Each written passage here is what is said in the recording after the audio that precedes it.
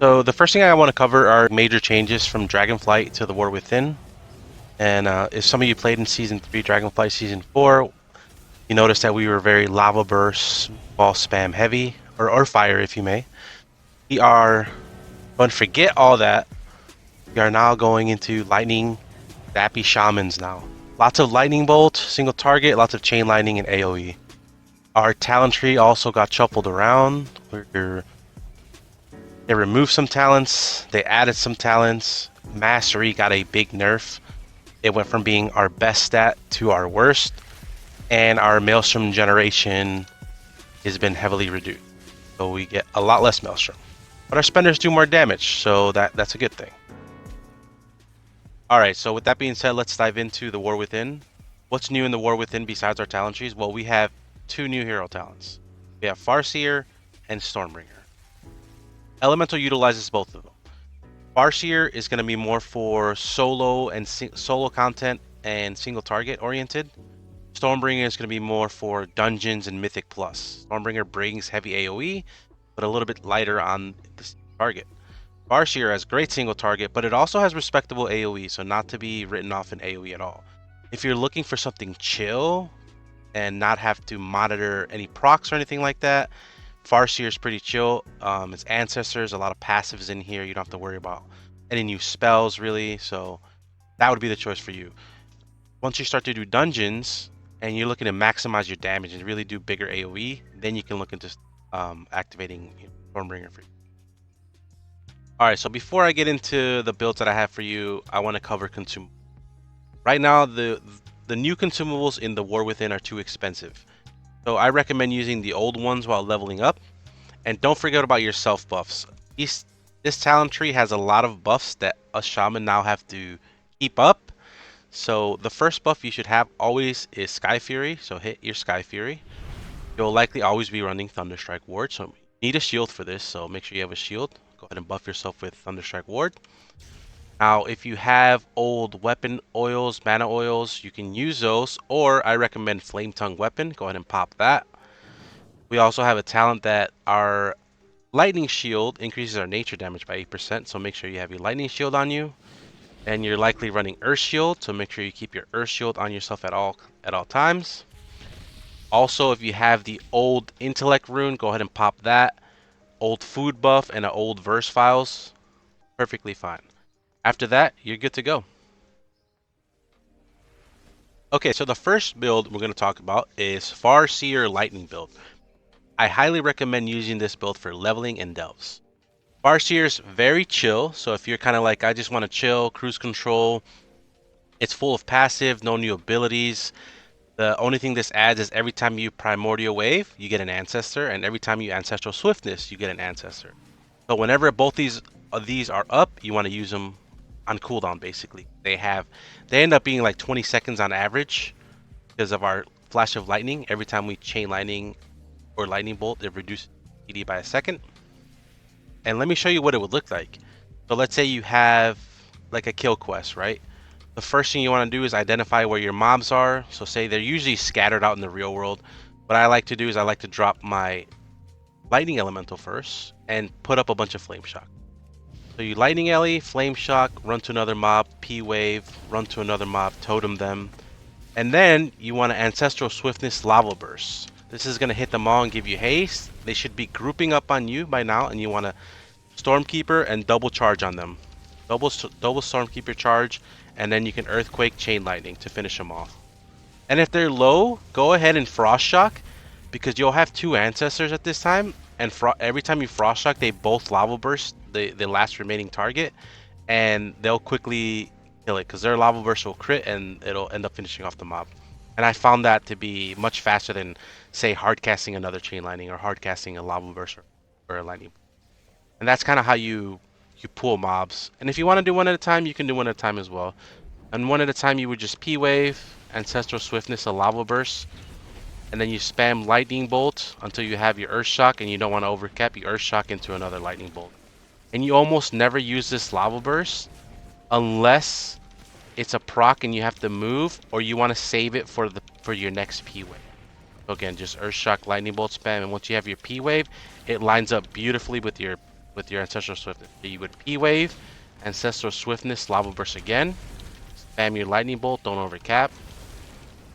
And if you have your Stormkeeper, you would Stormkeeper again, Earth Shock, and then Stormkeeper charge, Earth Shock, Stormkeeper. And that's kind of how this plays. You just spam Lightning Bolt until you get your P-Wave back, which will line up beautifully with your Ancestral Swiftness, and this is how you get your grandmas to come help you. Alright, so I just showed you the Leveling and Delves build, and now I'm going to go ahead and show you the Dungeons build.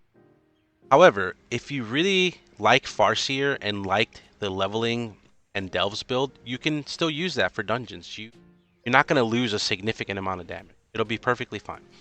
But if you're looking to do even more AoE, then this is the dungeon build that I recommend for you. And it's the Stormbringer build. However, this build requires more monitoring. Want to monitor when you proc Tempest. Want to monitor when you have Rolling Thunder. Every 50 seconds you get a Stormkeeper charge. And you want to monitor your Awakening Storm. Every time you get this 3 stacks, you get a Tempest. Because you don't want to accidentally overwrite your Tempest. Now, all these weak auras I have available in my Discord. That's also linked in the description below. Alright, so what does the dungeon build look like in a dungeon? Well, I'm going to give you a quick overview of that, but I will go into more detail in a future guide once they release. So, the first thing you're going to do is pretend this is 6 or more mobs, right? The tank is gathering. I'm going to Lightning Elemental first. Double Magma Totem, P-Wave, Lava Burst. That should give you enough for an Earthquake. You're going to use your first charge of Rolling Thunder, which is a Stormkeeper. That should give you another Maelstrom for Earthquake. Then you want to cast your Stormkeeper. Use one charge, Earthquake, use another charge, Earth. After this, you're ignoring your Lava Burst procs. Only want to Chain Lightning until you have enough to drop an Earthquake, and spam Chain Lightning until you have an Earthquake. While this is happening, you're also going to proc Tempest. Now you'll heal my weak or say Tempest when I have Tempest. You want to use this on a high health mob. After you hit it in AoE, you'll get Arc Discharge, which you 3 Chain Lightnings that have a damage boost by 40%. And you want to keep spamming Chain Lightning until in Quake. Now, it's not going to look the best here because there's only 3 mobs here in these dummies, so it's a little bit harder. But I'll give you an idea what that looks like. Drop Star Melee, double Magma. Then you P-Wave, Lava Burst, Pet Tempest, Quake, Tempest, Stormkeeper charge, cast your Stormkeeper, Stormkeeper charge, and then you Quake. You can hear my Tempest proc. So I target a mob without Lightning Rod and use my Tempest. I'm going to get 2 free Chain Lightning, so you use those until you have enough for another Earthquake. Now, once your Flame Shocks start coming off and your P-Wave is back, you're going to Earthquake, drop Magma, and then P-Wave. So you get 5 Flame Shocks, assuming there's more dummies here. Then you're going to Lava Burst to get all that haste and all that Maelstrom back, and you're going to immediately go back into Quake, Chain Lightning spam. And you'll probably Tempest soon again. And then you target another mob.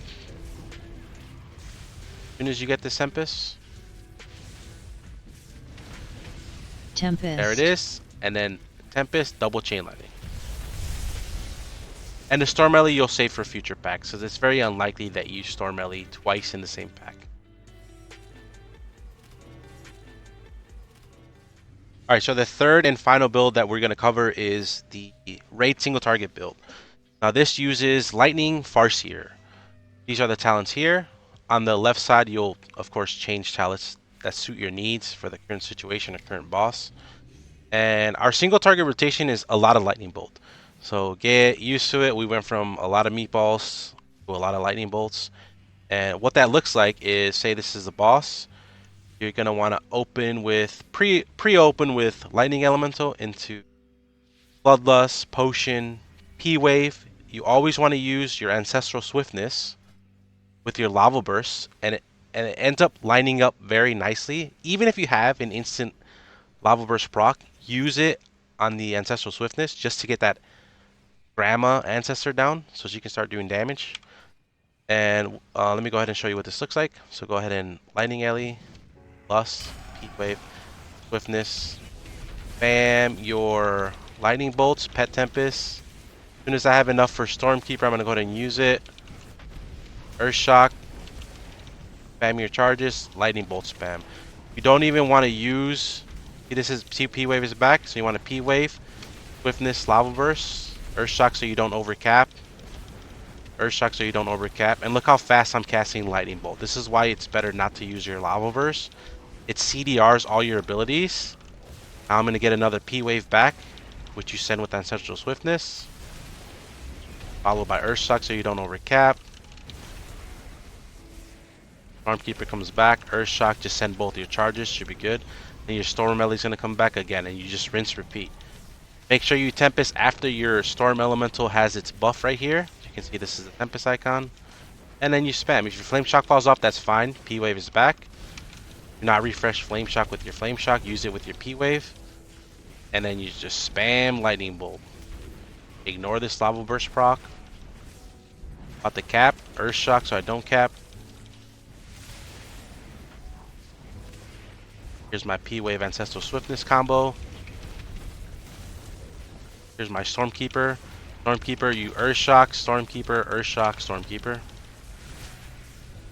And that's what your rotation is going to look like.